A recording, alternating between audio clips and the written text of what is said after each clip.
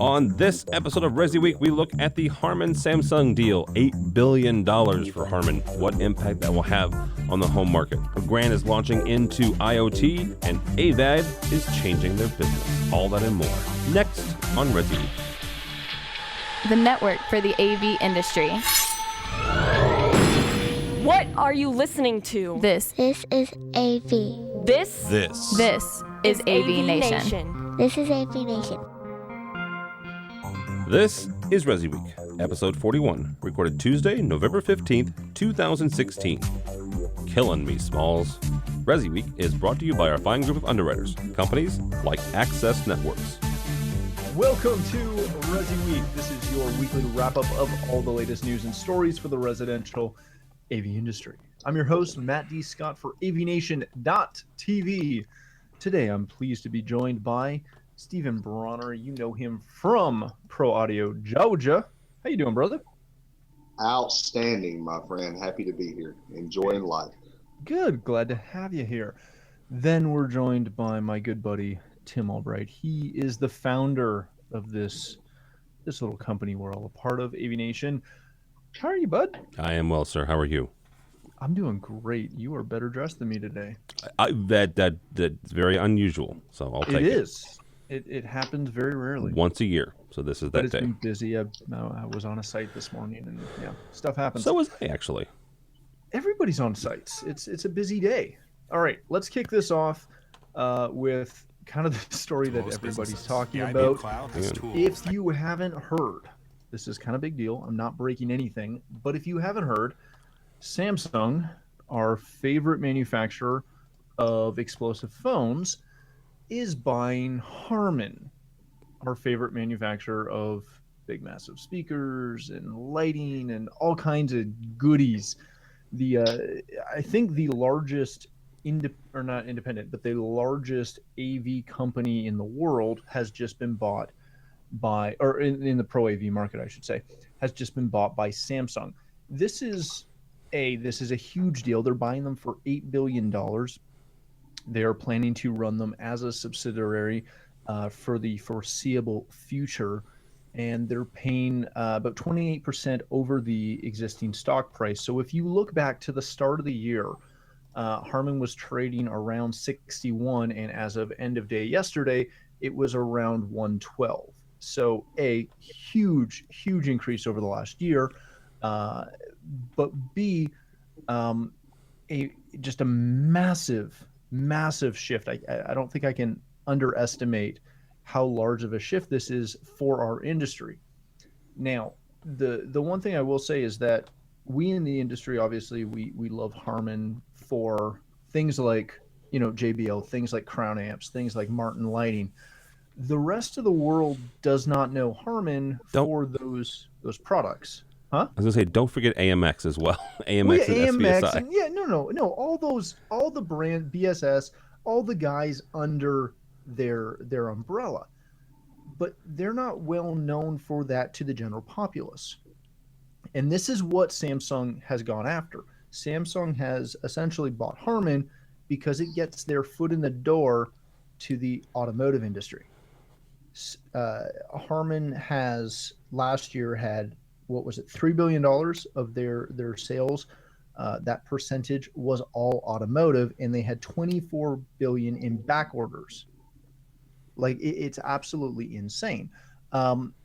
Stephen, what does this, as a residential dealer, what does this sale, when it goes through potentially in a couple of months, what does this mean for you?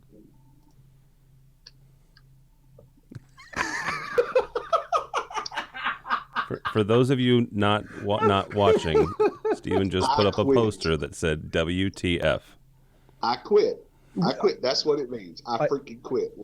I applaud you for helping us maintain our rating, though. Thank you. That's fantastic. Year, my package got bought by another company. I about had a meltdown. Now you are telling me that the king of race to the bottom TV prices has bought a premium quality line like Harman. Just absolutely floors me. Okay, hang on for a second. And I'll get to what I'm going to say in a second. But Samsung is not raced to the bottom. There are so many more people ahead of them on the race to the bottom. Hawaii, Vizio. Come on. Well, now, okay. They're not Panasonic or Pioneer from years ago, but they're not raced to the bottom. Right, but I'll put it to you like this. When it comes to our industry, I only focus on what affects us. Okay. Of all the TV lines that we can carry, our lowest profit margin is on Samsung. If you can buy it in Best Buy for $1,100, my cost on it is $10. $1,100. Yeah, it's about $10,080. Yeah. So when I say race to the bottom, I mean, as far as profits go, you're right. They're not the cheapest TVs on the market. I mean, there will always be a Vizio, but there is what you do have to think about is, what affects our industry. That affects our industry. I hear a lot of guys say, I don't even sell TVs anymore. Well, they do that because brands like Samsung have made it where it's not worth our time to sell TVs. There was a time whenever it was worth it. Panasonic, Pioneer, things of that nature. But right now, it's not really worth our time anymore to sell it. And that's why a lot of people stop selling TVs. So now I have a line like Harman, which is a high quality, extremely valuable line. I mean, like you said, AKG, Soundcraft, Crown Audio, JBL speakers. You're talking about a huge variety of all quite profitable lines too. Very profitable, and that's my concern. So they say they're going to run it as a subsidiary, which is great, but everybody says that. So nobody wants to buy a company and then come right out and say, "Oh, and by the way, we're going to trash the line." Now, keep in mind that when you look at the numbers, the reason that Samsung went after them is because Samsung's been trying to get into that automotive infotainment market, and this is the way to do it. Is you buy arguably the largest single source supplier of infotainment systems to the automotive industry. They run brands like Land Rover, Jaguar, Mercedes, BMW. They're in Audis. I can go on, VW. They're gigantic. Just for people who are listening, to this and don't know what we're talking about, when you see Mark Levinson, that's Harman. That's Harman. So even they're even licensing the B&O line, and I can hope so. Yeah. And I'm blanking on the other big line. No, they're actually licensing the Harman name. Some of it is licensed Harman. Yeah. Oh yeah. And so they're one of the biggest players in that game. Right. Now, where this becomes entertaining from the automotive side, and then Tim will get your thoughts on it, is Apple's been trying to make a push for this for quite a while, and one of the story we're using on this is excuse me, from CNBC with Matt Money and Jim Cramer. He said back in January that Apple should pony up $9 billion and buy Harman. And some of us got excited when that was announced because Apple buys a lot of stuff, and I'd love to see them play in this game. But Tim, give us your thoughts in general, but then follow it up with your thoughts on Apple's supposed push for the automotive market now that Harman is owned by Samsung. So I'm gonna try to be very, very careful here because we've got 2 weekly shows. A bunch of the guys got online last night. I am stealing as much possible. Well, no. Here's the thing. I'm gonna try to focus on. I'm gonna try to focus on the residential side. You and Coxon and Tucker and I want your Neto, Friday show. A bunch of folks did a really good job of doing some immediate feedback last night as well. So residential and home people, right? I would make an argument to say that there are some people out there who do know who Harman is. There's a Harman Kardon speakers out there, Bluetooth as well as consumer products. Yep. JBL headphones. Yep, absolutely. JBL headphones. You've got a lot of folks and they're pushing more and more into this over the last few years. This is going to open up I'm going to be interested to watch this and talk to folks like Steven and you guys, Matt, to see if this helps or hurts those margins, Steven. Because one thing that Harman has done as a corporation is they package their deals, right? They have packaged their products. If you buy a Crown amp and JBL speakers and an AMX system, you're going to get margin off, right? You're going to get some leeway to play with. 4%. Okay, whatever it is, and yours may be different. So again, Okay. Yeah. But you're going to get some percentage points off if you package together a deal. How much better and how much more incentive would it be then to suddenly be given a line of Samsung or be given access to that line, where today you don't? Where today, like Steven said, you don't make money off of that. Now, that's me looking through rose-colored glasses. I think it's very possible. I think it's even probable, especially as Samsung walks down this road and they start talking with the folks at Harman and looking into the dealer channel. So here's on that point. Here's where it gets more fun. Think in that channel. Think in that line. Think about the connected device capability of a Samsung TV and a Samsung Blu-ray player. Yep. Now think about adding that technology and merging that technology with a Harman Kardon receiver. Or an AMX processor. Or an AMX processor. Or using AMX power behind your Samsung remote. I'll do one better for you. How about putting an SVSI receiver built into a Samsung display? Yeah. And then that takes their commercial display line, which again, I'm stealing your Friday stuff, and makes it a fantastic off-the-shelf, instant plug-and-play compatibility. That one-wire plug-and-play compatibility that we've been thinking about and asking for what, 10 years?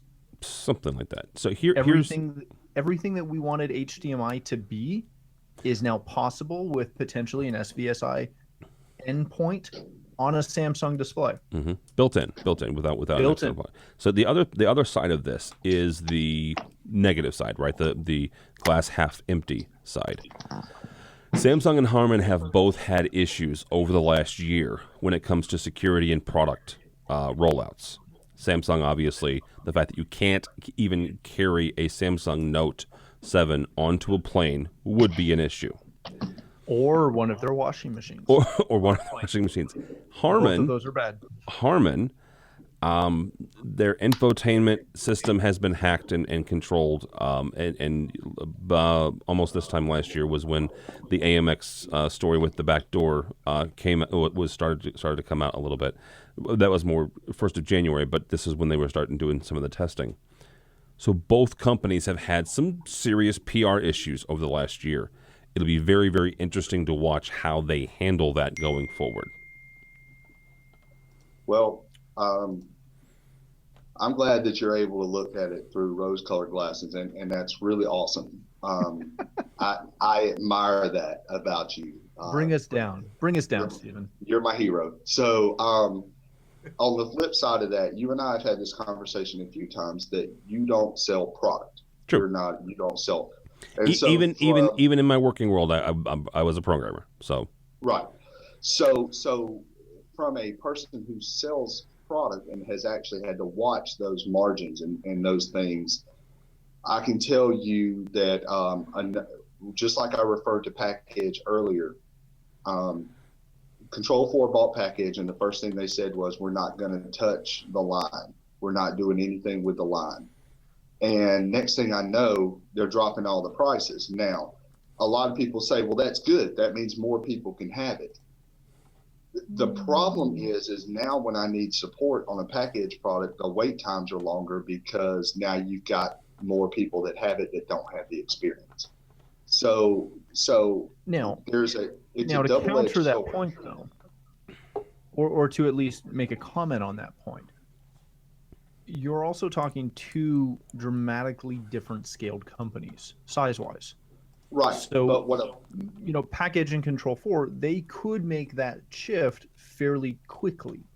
Whereas with Harman and Samsung, that's going to take some time. You're not going to move that ship that quickly. It will. And you are absolutely 100% correct. It will take time. I guess the cynic, and normally I have a really nice outlook on things. I try to be real positive, but the cynic in me has already had to go through this once this year, and this just, here's another line. And to be honest with you, I just got off the phone with a guy who I'm designing a system for him. I do consulting around the country. And I just talked him into going Harman.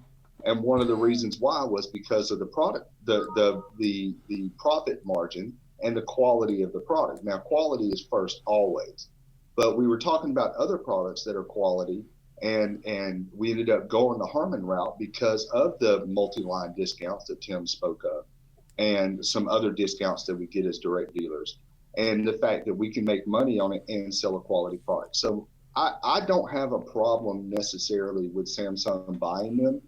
I see all these acquisitions happening, and I see everybody say, we're not going to touch the line. And when was the last time you were in a room full of executives, people that were able to make it to the point where they're an executive in a company like Samsung, and there weren't enough egos in the room to want to touch everything in there?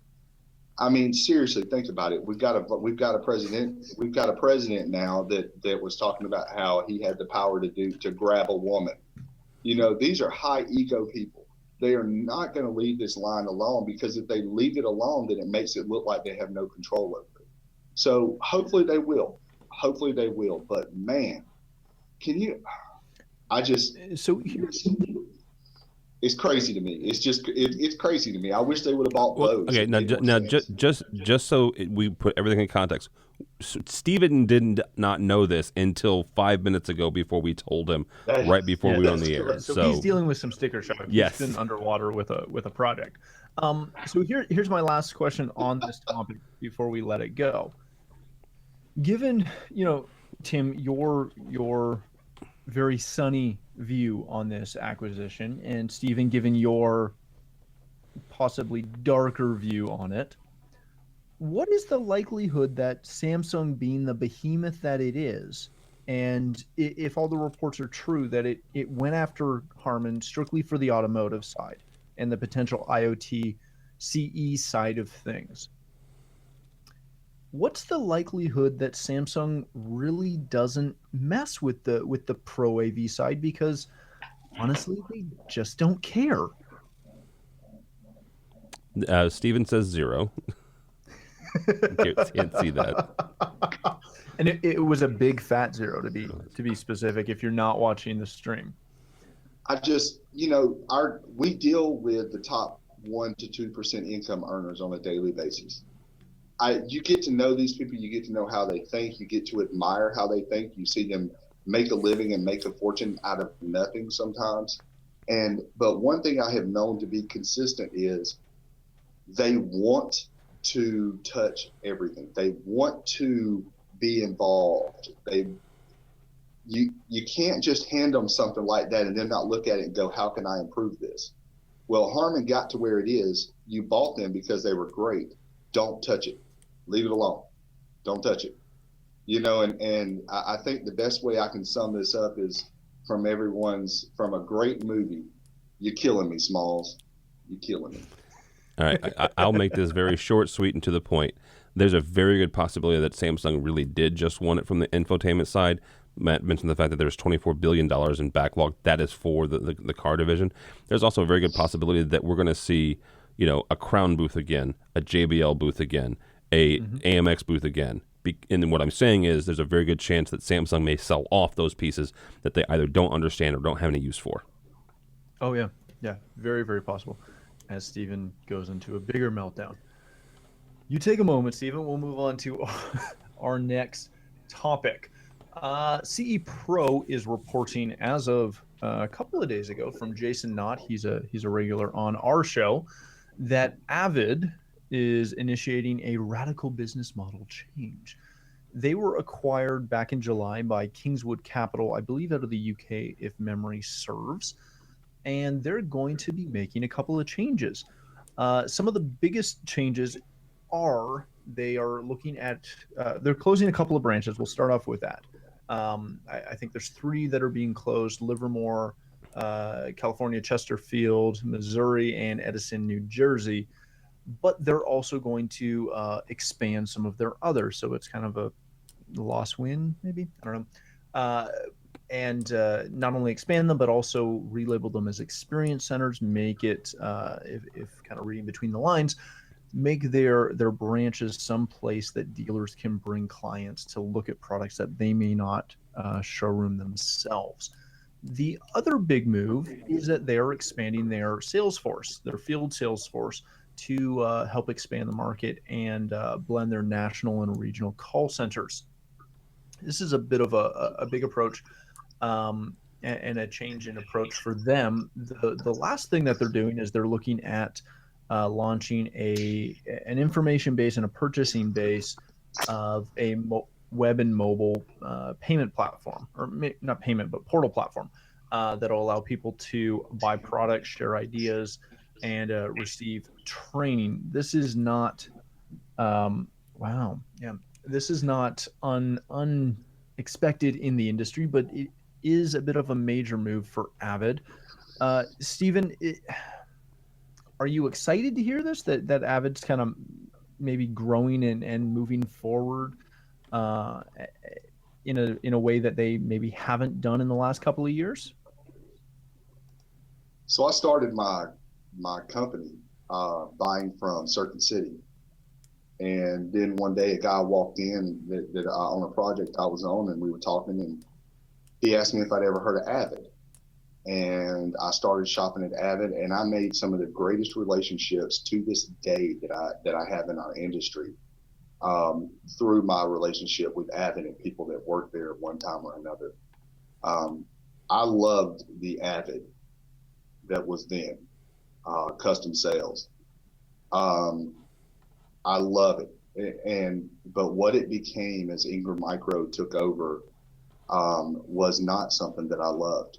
It got very clumsy. They tried to centralize everything, and it just doesn't work. We live in a relationship-based industry, a relationship-based business model. So to hear that AVAD is changing its tune, getting back to more relationship, putting more people in the field, being bought by the guys, industry guys again, not a bunch of guys sitting around a conference table. These are guys that have been in our industry. They know what it takes. They know about relationships. It excites me. My relationship with AVAD has been severely damaged, and that is no big secret in my area. But I will say this: that knowing that AVAD is taking a look and they're saying, okay, we realize that we have some failures. We realize we need to make some changes. It makes me happy, because once again, I can go back to AVAD if I want to. I can go back and start that relationship again. AVAD is the one that got me turned on to RTI, Lutron, Panamax. These are all brands to this day that I still carry heavily in my company.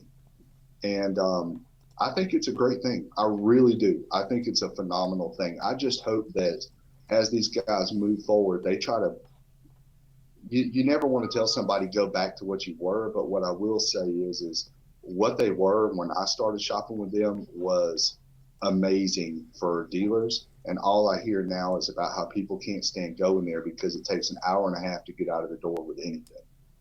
And so I hope that they go back to that relationship base. I'm looking forward to it. I guess you could say I'm cautiously optimistic. Very good. Tim, is this so when they were bought, we kind of looked at it and we talked about it on this show when they were purchased. They were purchased by some VC people, if I remember correctly, but a company that is active in our industry. Is this a response to them trying to address the bottom line and strictly go after, better sales and more effective sales?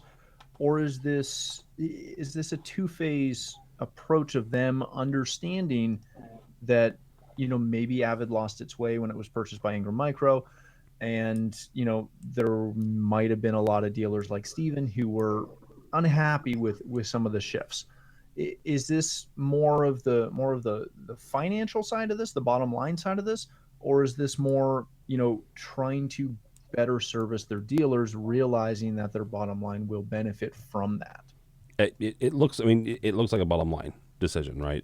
Stephen mentioned in the last segment we were talking about Harman. He hasn't met an executive yet who doesn't like tinkering with companies that they purchase.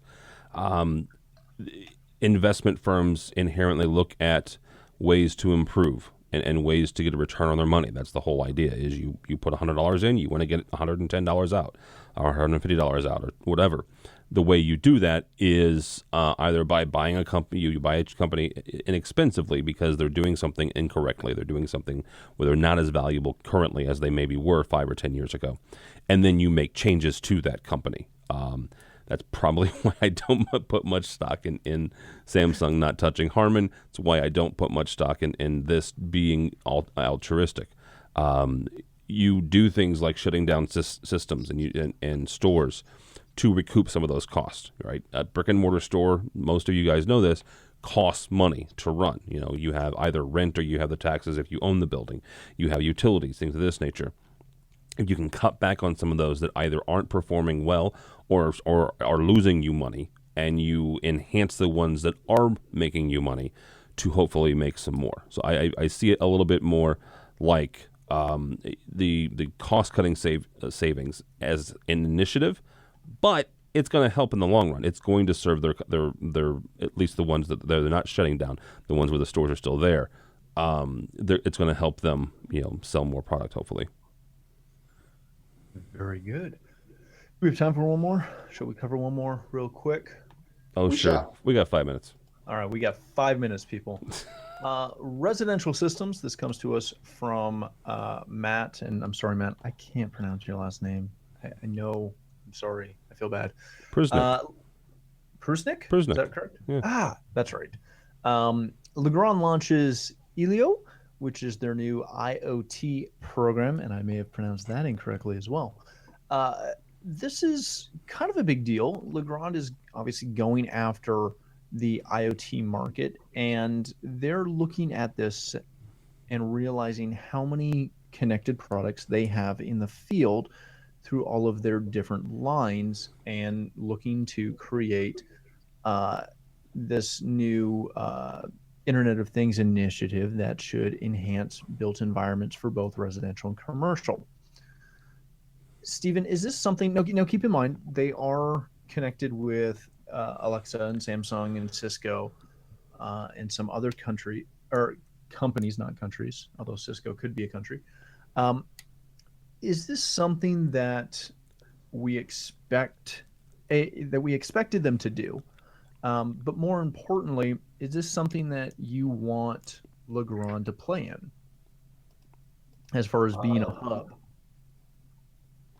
Honestly, not really. Is this just more of the same of everyone trying to be the centralized hub of IoT? I think that people they've lost a lot of these companies have lost their way trying to be all things to all people. So I like Legrand because the things that it does in each of its subsidiaries is phenomenal. I mean, let's not overlook the fact that they have Middle Atlantic. They have Middle Atlantic is now, they always have been, in my opinion, the best rack company, custom rack shelves. Other companies don't even try to make custom rack shelves because they know, there's no use in competing. So, I mean, the brands that are in there and the people that are in Legrand do so well. And now here you have Legrand trying to be all things to all people. I'll refer to another brand. Lutron is a great example. I once asked the Lutron guys, and on their new dynamic keypads, they have an audio selection, and they'll do Sonos. And I asked the Lutron guys, I said, "Oh, are you guys going to get into audio distribution and audio?" And they said, "No, we're a lighting company. We'll help you control that stuff to an extent, and it is very limited. But we're a lighting company. That's what we do, and they're damn good at it. They are." And once again, in my opinion, they're the best, and they're the industry standard. So do I want Legrand to play in that sandbox? Not really, because I feel like it's taken away from development of other things that they could do. Their Middle Atlantic power products don't have an app like the Blue Bolt does through Panamax. They could take the time that they're investing. If they would have an app where I can access the stuff remotely through my phone, I would switch over to the Middle Atlantic power products. But instead of focusing on things that I have personally heard people ask for at CEDIA and other gatherings, now they're focusing on IoT. That's a control thing. That's not even something they're good at. So I don't mind them trying. It's not my company. I don't care. But is it something I wish they would focus on? Absolutely not. I wish they would focus on doing more of what they do best. Tim, looking at this, they mention that they have 22 million connection points that are connected outlets, lighting controls, aux sensors, things like that. Stephen does raise a good point of staying in your lane. Is this something where they're trying to build this as part of their lane, or is this something where they're kind of off and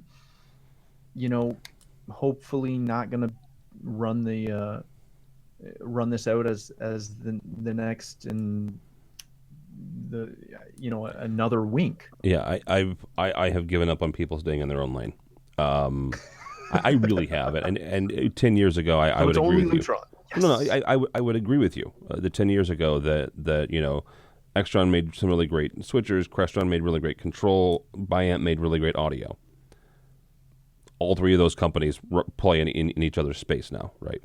I think what Legrand is doing here is they're kind of they're betting on their engineers' smarts and getting more into the residential world, actually, whereas the way I grew up with Legrand, it was commercial, right?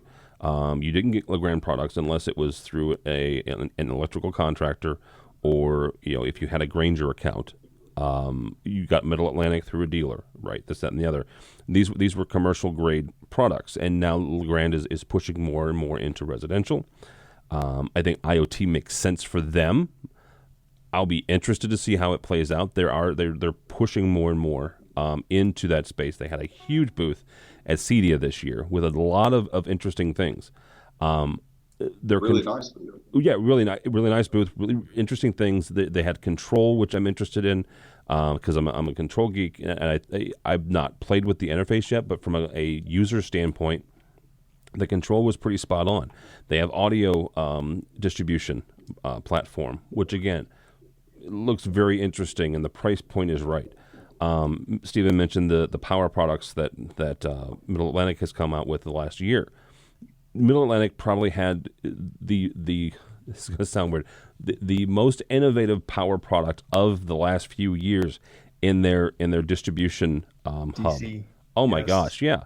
Love that thing. And it was one of those where you looked at it and go, well, duh, why didn't somebody else come and think of this, right? It was beautiful. But to his point, they are also missing some things that dealers are looking for, things like apps, things like interfaces in the power products and things of that nature. Yeah, it's something. Go ahead. Don't they have Vantage? Yes. So I mean, just going to put this out there and let everybody kind of mull this over. Vantage started off as a lighting company, and then they decided they wanted to do audio. They wanted to do control and all this stuff. And when Vantage was a lighting company, they did some things pretty good. I would say they were probably second behind Lutron in lighting. Then they dove into the control and destroyed the line. When was the last time you were on any project and you saw a long-lasting Vantage control system or Vantage audio system? I mean, honestly, in my area of the country, we don't even see Vantage lighting. They took a line that was growing, a great line, and had a lot of potential, and then tried to be all things to all people. And now you see where they are. Now they're kind of a sub-note to our industry. So what I will say is those who don't study history are bound to repeat it, and we'll see where this IoT goes. Very good. And that sums up our show for today. We're going to end on Steven's low note because he's been so grumpy the entire show. I can't help it. They bought Harman. Are you freaking kidding me? Steven's going to be mulling on that all day. And then you drop it on me, like I'm prepping. I'm like, okay, I'm getting ready for the show. I log in, we're getting ready, and you go, oh, Steven, by the way, bought your absolute favorite line in the world. And not here, enjoy this show. It's not like Mercedes bought BMW, where you're like, they're both awesome. No, and it's not like when Behringer bought Midas. Okay, no, it's I don't know. I still, I saw this, I think 5 a.m. on Monday morning when it was. I need a vodka and a Xanax. That's what I need right now. Vodka and Xanax. Wow. These people are killing me, man. Absolutely killing me. You know what? It may be, like we said, it may be a great thing. I'm a little pessimistic because I know how great the Harman line is. And so I'm a little disappointed, but honestly, it may turn out to be great. So seriously, Samsung, don't screw this up. That's the point of the show. I'll be at a picket line over in Korea throwing a fit. I'm telling you. They won't even be able to understand me, but I'll be screaming it in English. Y'all suck. I'm telling you. So, but no, that's and I know this show has come off as kind of pessimistic for me, but honestly, this is a line that I really cherish. And then as far as the IoT thing goes, I'm not trying to be pessimistic. I'm more trying to be more realistic and look at the history and say, hey, you tried this once before and it almost killed you. But at the end of the day, it doesn't really matter. Them going into IoT is not going to affect bent metal. So Middle Atlantic's going to be just fine. And very true. So, I mean, if it does bite them, it doesn't affect me that much. But I just wish that they would focus. I know for 3 years in a row, we've asked Middle Atlantic for a remote app for their power products. And for 3 years in a row, they have told me very clearly they have no intention of ever doing that. And now they want to do IoT. How are you going to do IoT without remote access? You're killing me, Smalls. Beautiful. All right, Steven, where can people connect with you and send you hate mail? At the local liquor store after this show. You can find me at proaudiogeorgia.com, proaudioga on Twitter. Just look me up anywhere where you see Pro Audio. I'll probably be there. That's my thing. Beautiful. Thank you for being here. Timothy, where can people find you? In St. Louis, just in general. You can find me not in Canada yet? You're not moving? No, I'm not moving to Canada. Because last night, on our show last night, talking Samsung, like half the panel said they were coming to live with me. Well, that's fine for them. I said no. I have a bigger faith in our democracy and our representative government. So. Oh, I was just talking about the Harman thing. Well, geez. They're just running away. All right. AVNation.tv is the website, and you can find me on Twitter at TD Tim David Albright. Beautiful. And for myself, you can find me at Matt D. Scott on Twitter and pretty much every other social platform.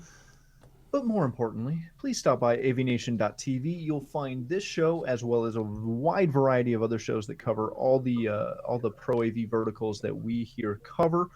When you are at our website, please stop by and check out the underwriters. They support us, and we would appreciate it if you would let them know that you appreciate their support of us and how appreciative everyone is. Everyone will be appreciative. It's great. But again, stop by AVNation.tv. That is all the time we have for this episode of ResiWeek.